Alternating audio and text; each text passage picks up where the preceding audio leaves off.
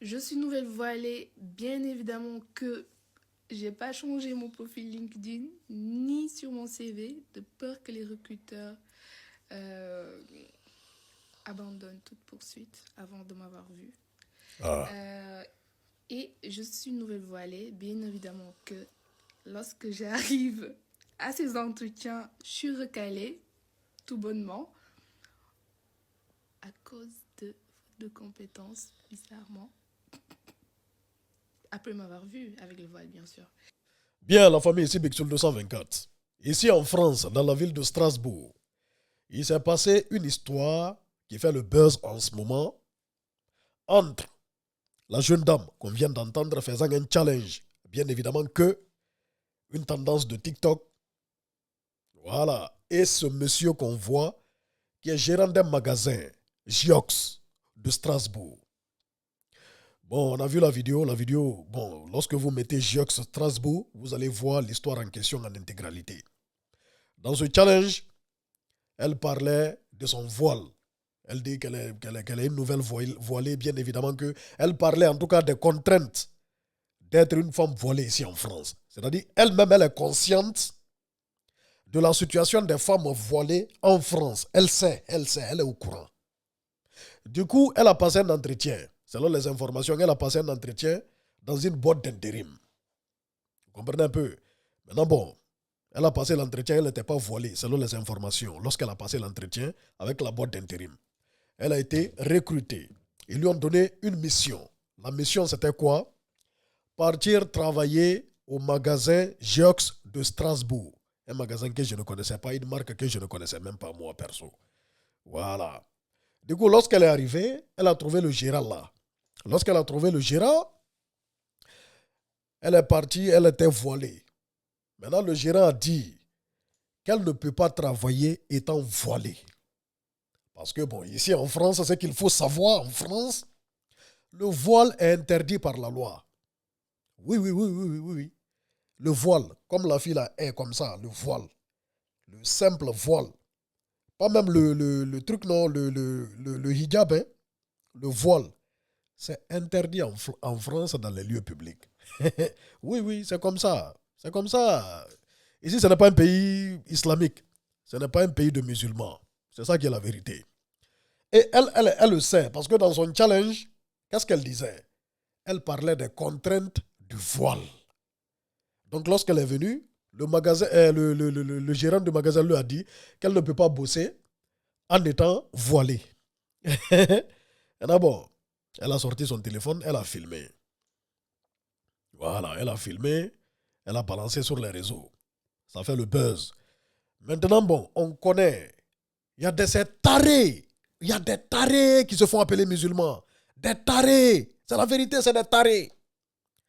Ils ont commencé à appeler le gérant du magasin pour lui menacer de mort. Selon ce qu'il a dit. C'est le cas, on ne sait pas. Mais en tout cas, c'est qu'on se rappelle. On se rappelle dans un lycée, en France ici, dans un lycée, il y a un professeur qui s'est fait décapiter. Voilà. Parce qu'un élève lui a dénoncé, soi-disant qu'il a tenu des propos islamophobes. Vous comprenez un peu? Donc, il y a des gens, vraiment, ils ne savent pas comment ils réfléchissent. Ils ne savent pas comment. C'est-à-dire, facilement comme ça, ils vont se lever, ils vont menacer les gens de mort. Facilement, banalement. Ils vont menacer les gens de mort. Donc, le gérant, pour avoir refoulé la jeune dame pour son voile, qui est interdit par la loi française, et elle le sait, nous tous, nous le savons, nous vivons ici en France, on sait, on connaît. C'est-à-dire en France, le voile est interdit, mais tu peux te promener en slip si tu veux. C'est la France, c'est comme ça.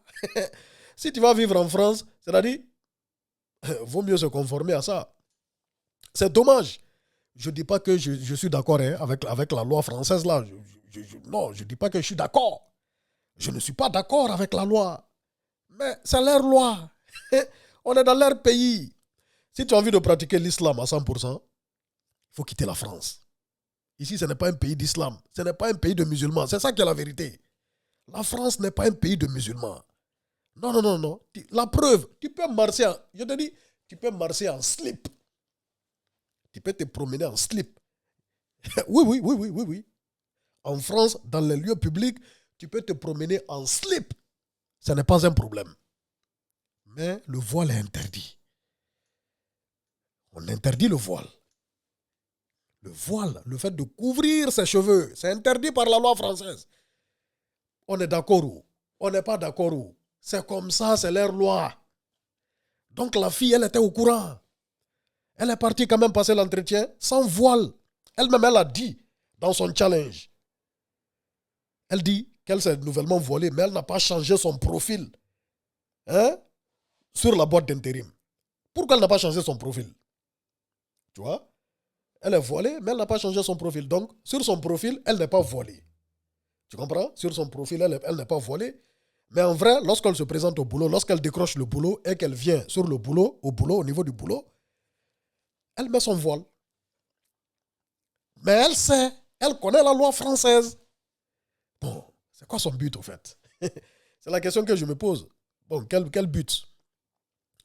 On ne peut, c'est-à-dire, je ne suis pas d'accord avec certaines lois. Je ne suis pas d'accord avec cette loi. Parce que je ne peux pas comprendre qu'on laisse quelqu'un se promener en slip dans la rue et puis on dit c'est la liberté et interdire de l'autre côté quelqu'un de couvrir ses cheveux, de porter un voile. Ce n'est pas cohérent. Mais c'est la loi. Je ne sais pas si vous comprenez un peu. Je ne sais pas. Tu as envie de pratiquer l'islam à 100%, va en Arabie Saoudite. Va vivre en Arabie Saoudite, va vivre dans les pays islamiques. Ici en France, là, ils ont des lois contre les règles de l'islam. Je ne sais pas si vous comprenez. Je ne sais pas si vous comprenez.